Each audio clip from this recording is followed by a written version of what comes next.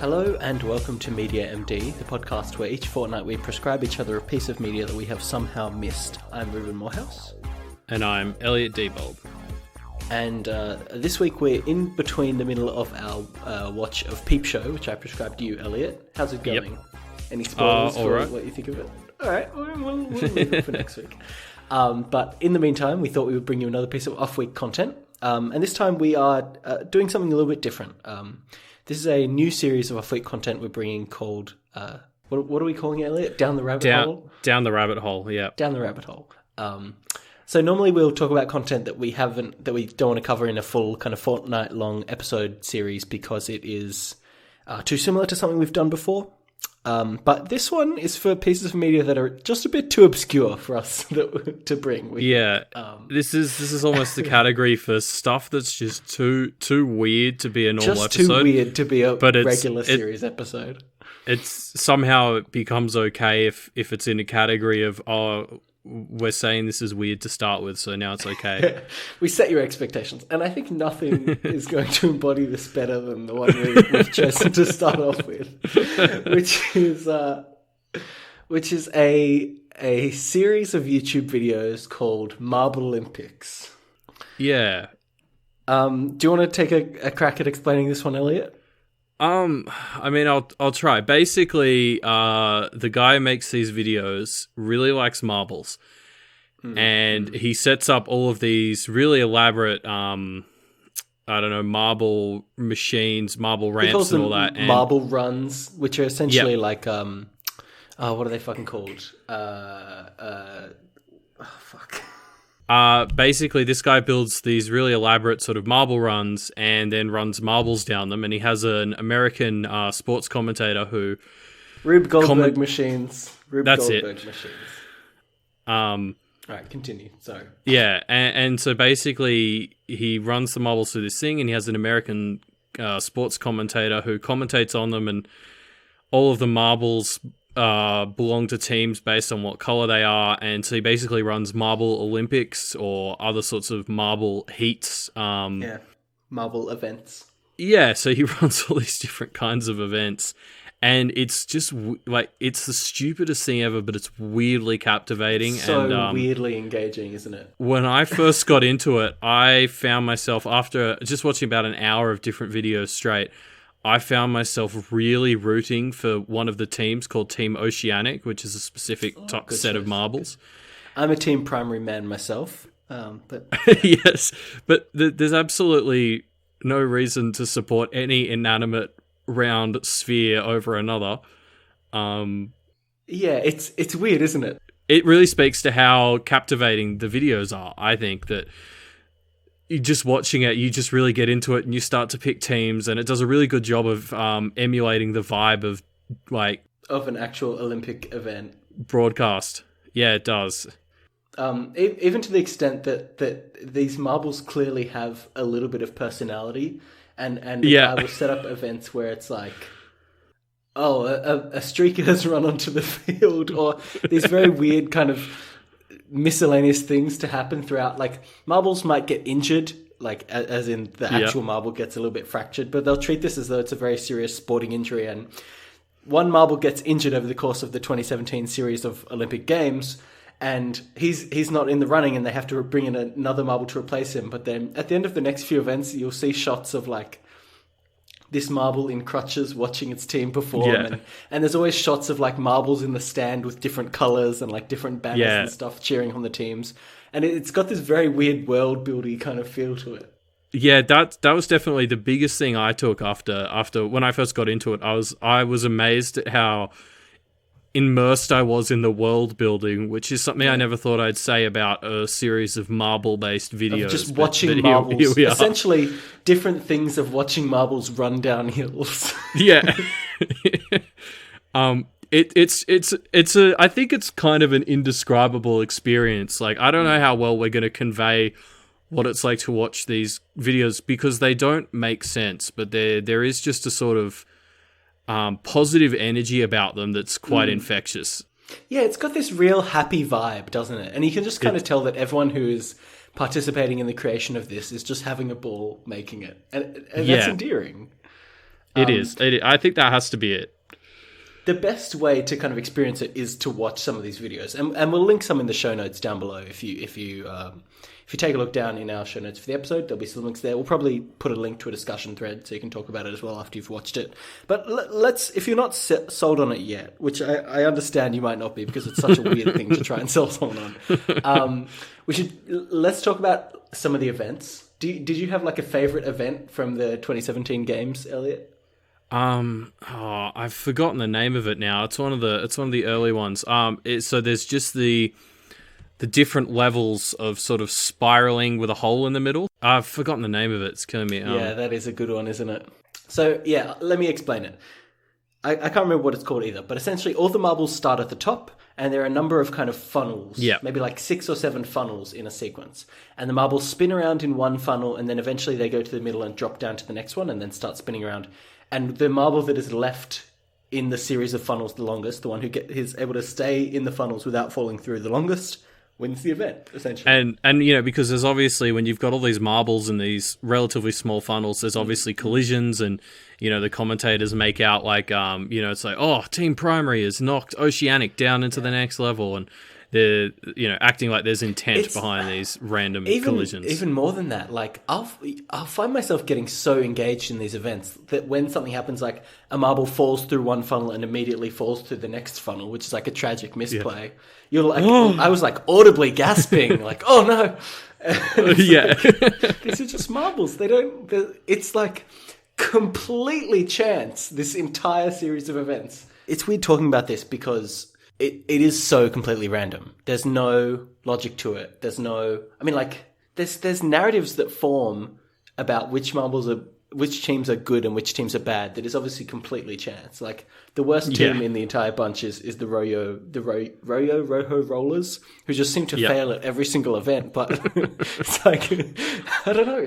And there's like underdog stories happening, and there's like teams that you can just kind of tell have this feeling of being like the preppy, really good team that you don't really want to win because they're too good. Yeah. It's all just marbles and just, it's bizarre. It's so bizarre. Yeah. It's just so oddly captivating. And I mean, part of that as well just could be the escapism of all of it. It's so ridiculous that it's really easy in a way to just sort of jump in and just make believe with the guys making these videos. Yeah, and I think what you said before was really hit the nail on the head, which is the spirit of kind of positivity of it is just amazing. Yeah. It's just nice, wholesome family fun. Like, I'm not a sports event watching kind of person. And it's weird to me because I found this more engaging than a lot of like actual sporting events that have actual people playing in them. Yeah, well, as someone, I watch a bit of sport. In particular, I tend to follow some sections of the Olympics quite closely. And I was amazed at how well they emulated the vibe of at least the Australian Olympics broadcasting. I don't know how much that differs from place to place, but this is Dutch created, right? Like the guy who makes it, I think, is Dutch. And well, the guy, yes, the guy who does the actual marble rolling and setup and the videos is Dutch, but the guy who does the commentating is a US. I think he's like a Formula One commentator or something. Yeah, I've pulled up his Twitter here. It says, freelance motorsport F1 journalist, marble racing commentator, which is such a great Twitter bio. But he does a really good job of emulating of just the sort of calm Olympics commentating. What a weird thing this is. What a unique... Like, Jesus Christ. Like, can you imagine, like, this is such a YouTube thing. Like, there's no way this could have existed outside of just on YouTube. And it's successful. It's like, I'm looking at the subscribers for the channel now. Yeah. Overall, the channel has 100 million views on videos, 300,000 subscribers, which is pretty goddamn decent for this kind of thing. Yeah. And the amount of effort and time that must go into this, like, I mean... You look at the sort of the stand. So, for instance, in just like the relay sprint ones where they just roll the marbles down straight lanes, and there's 4 marbles that each sort of do part of the thing. And the stands behind it will just have, hundreds of marbles there, and they've all got little custom signs rooting Sitting for their there team. With signs and And they change each video, because that was something I actually looked out for as I started to watch it. Is I was watching videos that come out a few months apart, but were sort of set in the same stadium. And sure enough, a lot of the crowd had actually moved around, and they had new signs. Yeah, there are like little marbles carrying like individual signs which spell words together and stuff. Yeah, it's so perfect. It's just, he must spend so long putting this all together, and it's that attention to detail which is so unnecessary, but also so necessary to make it the level of quality that it is. So engaging. And all of the events have kind of different mechanical setups that allow them to work. So like there'll be events that have like automated things which will drop a marble down a track. Like the high jump event is just, he puts a marble in, and then after a few seconds, it'll drop the marble down a big ramp that will roll it and go to jump over a kind of, a thing to vault. And it's just like nice, simple mechanical setups, nice marbles jumping, doing things, landing in sand. And it's just like so relaxing to watch. There's the sand races as well, where he's just carved like a track in what seems to be along a beach or something, or something near a creek, and these marbles just go, and like the camera work to actually follow the marbles down this thing is quite impressive. It's pretty great, yeah. It's so nice. So we should talk about the next. So I'm kind of interested to know, because one of the reasons that this has come up in this series and not just as a regular episode is in part because we'd both discovered it independently. I think you told me you were going to recommend it to me, and I already knew it existed, and I'm kind of baffled that either of us know it existed, and I'm just wondering how you found it. I found it just by someone posted it on their Facebook, one of my friends being like, well, check this out, or if you're looking for something endearing to watch, check this out, or whatever it was. And I think this kind of has the right attitude and mentality to go viral in that way and be successful from that. So I think that's kind of how I think people would have found it.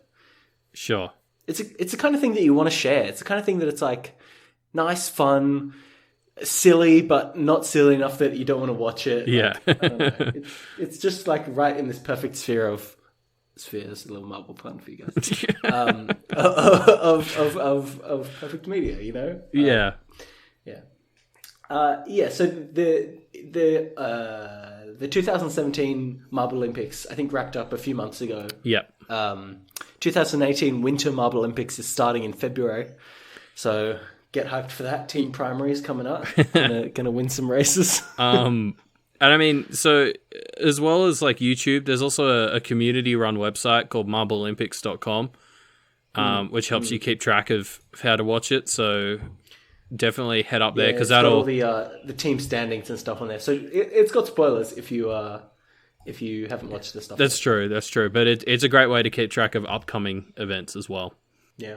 Yeah, it's only been going for 2 years. So there was the 2016 MarbleYmpics and the 2017 MarbleYmpics, which I think kind of stepped it up in terms of quality and number of events and stuff. So I'm excited to see that he's now doing the Winter MarbleYmpics and I assume the regular Summer MarbleYmpics as well. I mean, he's kind of taken off and it's building up around it. So it's exciting to kind of watch the trajectory of this as it grows. Yeah, because I've actually only really watched the 2017 ones. I've seen a little bit of the 2016, but I think because before that, early in the channel, it's less about the Olympics, and it was just him setting up those Rube Goldberg machines. Very and just complicated Rube Goldberg just doing an interesting run, and it's sort of then evolved into this weird competitive world that he's built.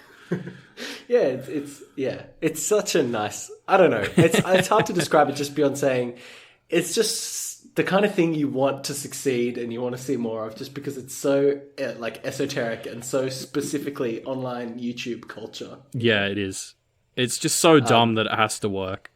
Yeah, it's impossible not to love it, really. Even if you don't actually like watching the events, it's the exact kind of thing that you just want there to be more of. So check it out. Definitely check it out. And yeah, there's links and you can discuss it on our subreddit. All that stuff's in the show notes. It's great. It's good fun. It's a good time. Yeah. I'm actually thinking of organizing a 2018 kind of... We could do like betting pools and like fantasy Turn into a teams. proper event. Yeah. Do fantasy draft. Like, fucking draft the teams and get points for the events and stuff. That'd be fun. Anyway, if you want to check it out, and you should. It's great. Yeah. And otherwise, you still have 1 week left to watch some Peep Show before we talk about it. So you can follow the links in our in the show notes below, and you'll get to our discussion threads where you can leave your comments, and we will kind of read out some comments if we think they're relevant to our discussion next week. We'll see you guys next week for some more Peep Show, which is not at all a wholesome, enjoyable show, but we make do. All right. Yeah, cool. Yeah, see you guys next week. Sign off.